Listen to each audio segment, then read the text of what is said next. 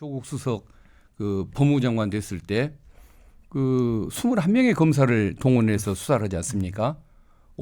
세계 어느 검찰 조직이 자기 직속 상관을 수사한다고 내란 사범 수사할 때나 가능한 21명의 검사를 동원해서 수사를 하겠습니까? 우리 그 독자들이 약간 좀 모를 수 있으니까 저는 예. 이해가 갑니다만은 21명의 검사가 꾸려진 사건들 주로 어떤 사건들에 이런 정도의 큰 대규모 인력이 동원됩니까? 5.18 사건, 12.12 사건, 그다음에 내란 뭐 대선 자금 사건, 그다음에 뭐 그 정도 아닐까요? 네. 지금의 뭐 야당 수사는 뭐 60명도 동원한다고들 얘기를 합니다만은 그런 내란 사범들 수사하는 수준이 됐을 때만 21명의 검사를 수사를 동원하는 것인데 세상에 그 입시 비리도 아니고 입시 스펙 비리를 가지고서 그 검사들을 동원했다는 것은 형평성이 있는 조금이라도 갖춘 사람들이라고 한다면 이해할 수가 없는 태도라고 봐야겠죠.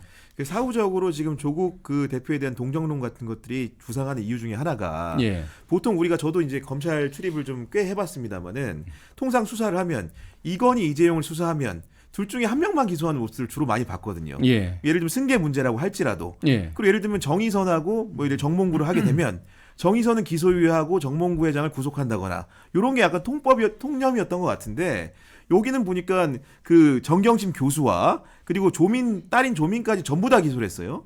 그러니까 이런 일들이 통상적으로 기소하는 단계에서 흔한 일입니까? 아니면 굉장히 이례적인 일입니까? 이례적인 것을 넘어서 거의 듣도 보도 못한 일이었죠. 예. 이건 전 정말 가족을 다 수사하는. 그렇죠. 저것은 어떤 형평성이나 인간미라고는 눈꽃만큼도 찾을 수가 없는 그런 현상들이었다고 봐야 할 텐데 원래 뭐 윤석열 검사, 한동훈 검사의 스타일이기도 하고 또 뭔가 뭐 사적인 이런 감정이 있지 않고서는 생길 수가 없는 그런 뭐 처리였다고 봐야 할 것 그렇게 같습니다. 평가를 하셨는데 그러면 이제 동료 검사이기도 했고 윤석열 대통령이 지금 본인 사실은 영부인 문제가 좀 있습니다. 예. 뭐 여러 가지 제기된 의혹만 해도 적지 않은 숫자죠. 예. 뭐 예를 들면 명품백 수수 의혹부터 주가 조작 의혹까지. 주가 조작 의혹 같은 경우에는 검찰의 상당 부분 수사가 진행된 것으로 알고 있습니다. 근데 소환 조사가 이루어지지 않거든요.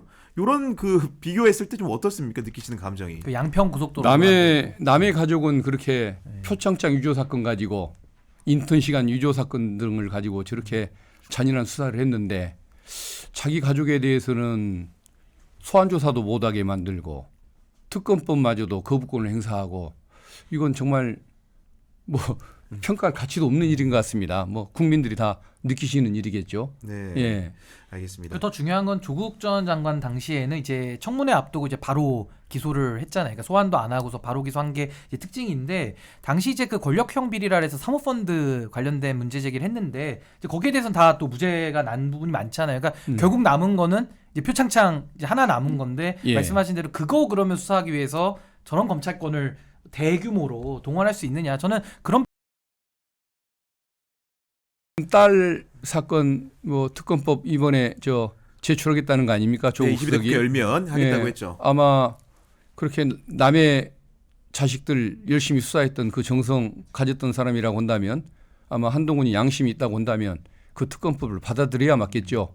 자기 딸은 안 되고 남의 딸만 된다는 그런 생각을 가지면은 정치인 자격이 없는 거 아니겠습니까? 왜 호남에 계신 분들이 조국 혁신당에 대한 지지도가 이렇게 열풍에 가까울 만큼 좀 올라가고 있다고 생각을 하십니까? 그게 저는 두 가지라고 보는데 그 어떤 윤석열 한동훈이 만들어내는 현상이라고 생각을 합니다. 그러니까 네. 조국 장관과 그 가족들이 분명히 잘못한 부분이 있죠. 근데 제가 보기에는 한 대, 두 대 맞으면 될 잘못을 저질렀는데 그걸 10대를 둘게 팬 거 아닙니까? 네. 21명의 검사를 동원해서 그렇게 내란 사범 수사하듯이 잔인한 수사를 했기 때문에 그것에 대한 그 동정론이 많은 것 같고요.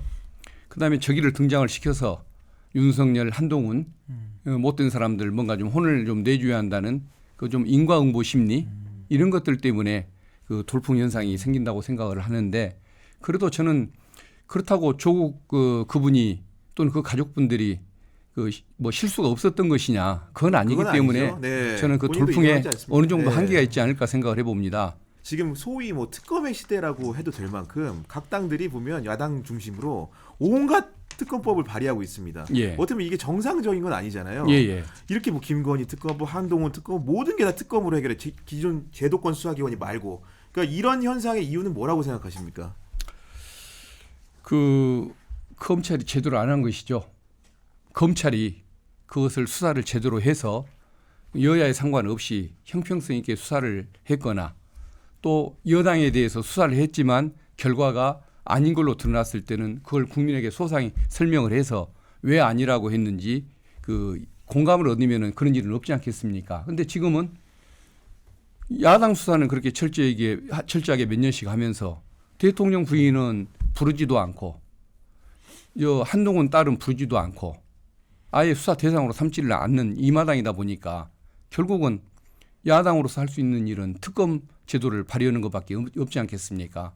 그래서 저는 그 원인이 기본적으로 여당에 있다라고 생각을 해봅니다. 물론 야당이 정치적으로 이용하는 경우도 있지만 내용을 하나하나 살펴보면 야당 잘못이 아닌 건들이 저는 대부분이고 현 여권과 그 지금 권력을 뒷받침하고 있는 검사들의 잘못이 아닐까 그 생각을 해봅니다. 그래서 그런 일이 안 일어나도록 바꾸는 것도 아까 말씀드린 그 정권의 눈치가 아닌 국민의 눈치를 보는 검찰 인사제도 만드는 것 그것도 하나 꼭 필요한 것이 아닐까 더 필요하게 느껴봅니다.